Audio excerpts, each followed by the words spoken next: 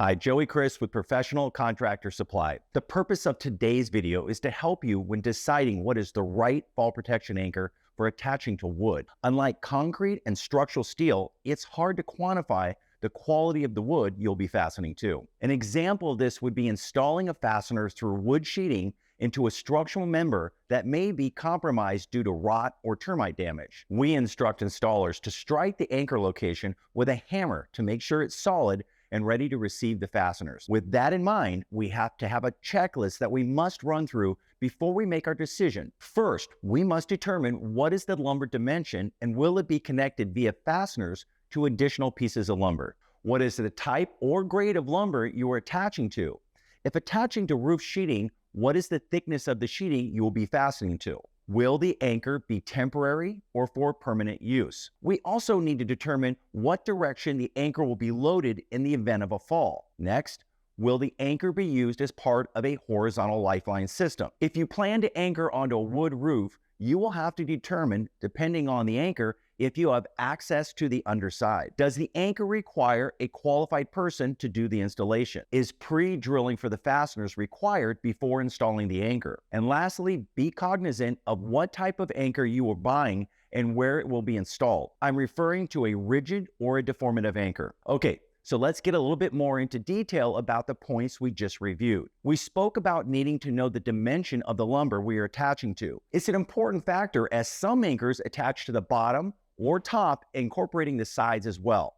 So knowing the width of the lumber and the height will determine if the anchor is right for that application. As we all know, there's many different types of lumber. This will determine the density of the lumber and will affect the holding power of the anchor. We also need to consider what the grade of the lumber is. As you can imagine, anchoring into an unseen knot in wood would greatly reduce the holding value and could even lead the anchor to fail once loaded. It's important that you have the owner's manual for all anchors and it provides you with the requirements before installation. It's typical to see an installation guide require the sheeting to be a minimum of 3/4 of an inch if that is the only base material you are fastening to, where another manufacturer might require a minimum of 5/8, and then another may require some of the fasteners to attach to a structural member such as a truss. As you can see, it gets quite technical and why the owner's manual for each anchor is so important to have. While you're at it, you might want to review the manual to determine the maximum angle at which the anchor can be loaded. And this again varies depending on the anchor and the manufacturer. This is important because if you install a temporary anchor in a permanent application, it could fail or corrode over time.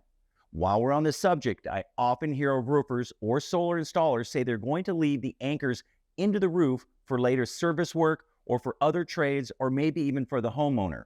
I'm quick to let the customer know that they are now responsible for the inspection of the anchor from that point forward unless they notify the property or business owner that this will be their responsibility moving forward.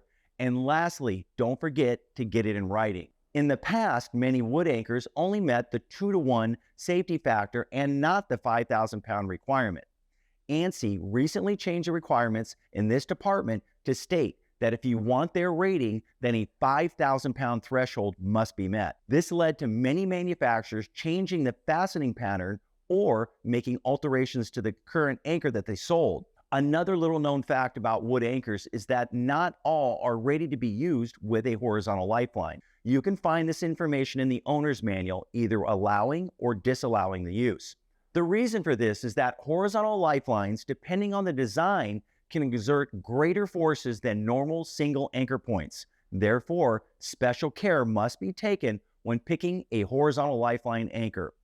For those of you that are looking to have an anchor that is elevated above the roof line or walking surface, then an anchor post may be your selection. Remember though, the taller the anchor, the more the force at the base. So in most of these instances, sandwiching the deck with an additional metal plate may be required. This means you would have to have access to the underside of the roof or anchor location. Another little known fact is that some manufacturers will state in the owner's manual that a qualified person must do the installation of the anchor, opposed to a competent person. What this means is essentially that an engineer has to review the anchor location to determine if it will meet the 5,000-pound requirement. A good example of this would be a truss anchor that fastens to a 2x4 by installing 5 screws in each side.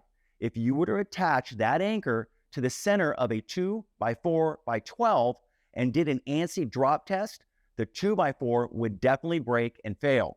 If you use the same scenario and attach the 2x4 to a truss that is nailed into the sheeting and into other structural members, then the holding values can be met. Only a qualified person can determine if the structure was built properly.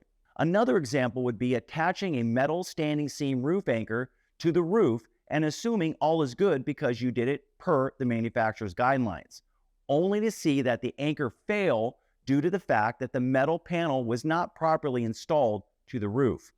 A qualified person would have had this on their checklist and is why they are required to do the installation. As we all know, the weakest link in the system is what will do you in. Earlier, we discussed that pre-drilling the fastener may be a requirement. The reason for this is many users will use lags or screws provided with the anchor multiple times, which in most cases will lead to the fastener getting overheated and potentially shear the head off. Some manufacturers will allow the fasteners to be used multiple times, but are typically providing higher grade fasteners, which can include a grade 5, a grade 8, or a stainless steel, and then also stipulate that pre-drilling for the fastener hole must be done. The last question on our checklist was to determine if the anchor is deformative or rigid. Why is this important? Because in some instances, such as California, tieback anchors are required. And one of the stipulations is that the anchor cannot deform after being loaded. The anchor is actually designed to elongate or deform to absorb energy. This in turn reduces forces on the anchor site.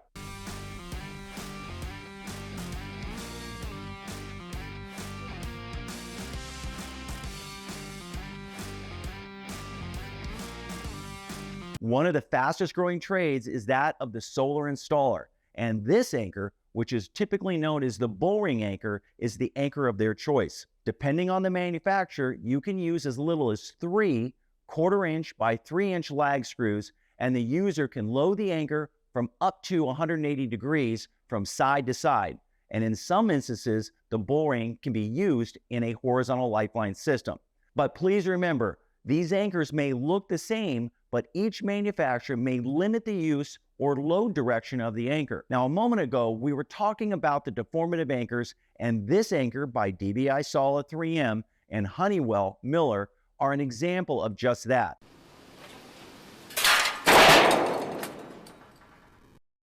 In the event of a fall, the post will fall, absorbing the energy with the device in the post. Once the post is laying flat, the forces are reduced to a lower shear angle. Believe it or not, some of these anchors only require 4 number 8 screws in each quarter, totaling 16 screws, and can be fastened to 5/8 plywood with no fasteners needing to be screwed into the structural member. Although once again, please note that the sheeting must be affixed to the truss itself. Now, these anchors are approved for a horizontal lifeline and can be loaded in any direction. The tip-over anchors also have a handy toggle fastener that will allow the installation to be done from the top simply by installing a toggle in each corner. Now, here we have a simple, low-cost cross-arm strap, or commonly known as a beam strap, that will encompass a structural member strong enough to support 5,000 pounds. But please note that rigging gear is not approved to be used for fall protection per the rigging gear manufacturer.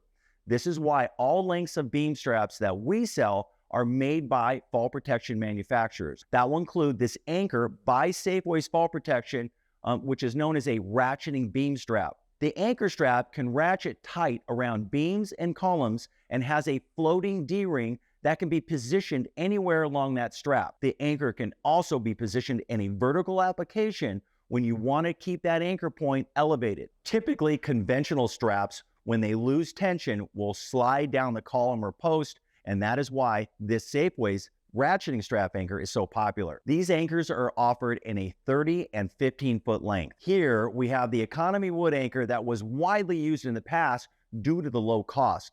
Unfortunately, most of these anchors are limited to loading to an angle of 60 degrees, and most of these anchors are described as permanent, as they are sometimes fastened to the roof below the shingles. Unfortunately, most users simply pry the nails back up and use the anchors over and over again. Okay, this anchor is known as a knockdown anchor or a snappy john.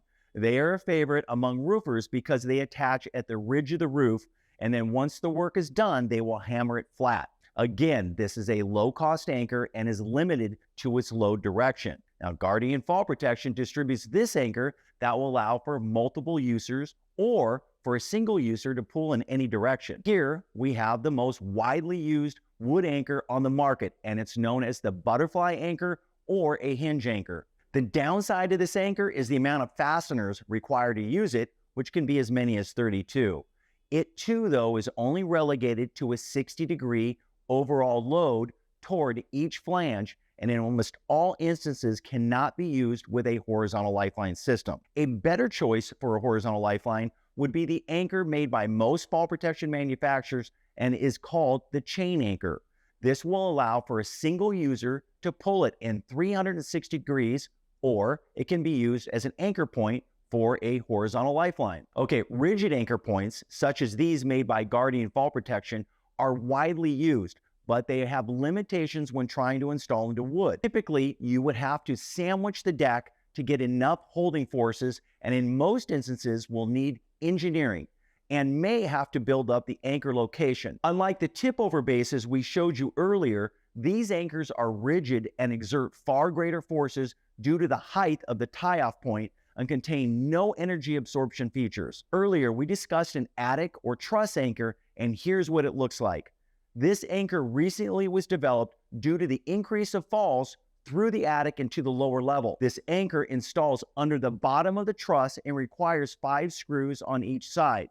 A small retractable or SRL is recommended as clearance heights are very limited. Now, this anchor has been on the market for about 5 years and is known as the 360-degree anchor for obvious reasons, meaning once fastened to the structure, you can pull the anchor in all directions. Now, this weird-looking piece of metal is known as the frog link anchor and can be affixed to wood or light gauge metal. As we discussed earlier, this is known as a deformative anchor, as it will elongate if loaded. These retractable stands used to be prevalent in the roofing industry due to the fact that some manufacturers mandated that their retractables be used on edge. The reason for this, as the cable retracted back into the housing, they wanted it to track from side to side. If the retractable was laying flat on the roof, the cable would load to the bottom of the housing and therefore not have enough room to receive all of the cable. This could increase fall distance, therefore increasing forces on the user, which would be greater than what ANSI or OSHA allows. The development of leading edge retractables made the need for these retractables to be on edge obsolete, therefore reducing the need for the spider stand. This is another permanent anchor made by tie down called the hitch clip. It is left in the roof and is elevated for easy connection. Here is a specialty anchor made for roofing purposes that allows for 3 users to pull in any direction at the same time. It's made by DBI Sola 3M. This anchor is known as a port-in-place anchor and is typically used in concrete applications, meaning the anchor strap is wrapped around rebar and will later be covered by concrete. Once the formwork has been removed, the strap and the D-ring will hang and an anchor point has been created.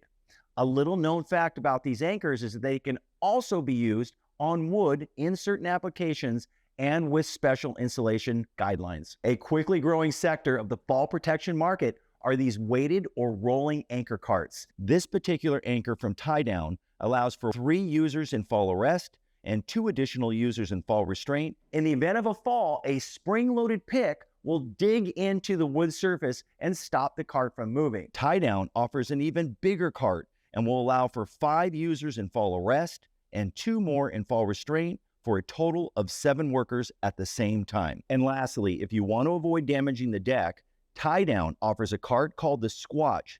It is solely weight-based with no spring-loaded pick that is approved for 2 users in fall arrest and an additional 2 users in fall restraint. The real selling feature of this particular cart is that you can run an 80-foot, 3-person horizontal lifeline between the 2 weighted carts. Pretty cool if you ask me. Now, we've covered many anchors that are appropriate for wood and discussed their uses and limitations, but please know there are many more available. The purpose of this video was to expand your options, helping you to develop a better fall protection system. As a fall protection competent person, your goal always should be to reduce risk, and choosing the right anchor is an important step in that direction. If you have any questions regarding any of the information regarding the products in this video, please reach out with the information that is provided at the end of the video. Thank you for taking the time to watch, and always make it a safe day.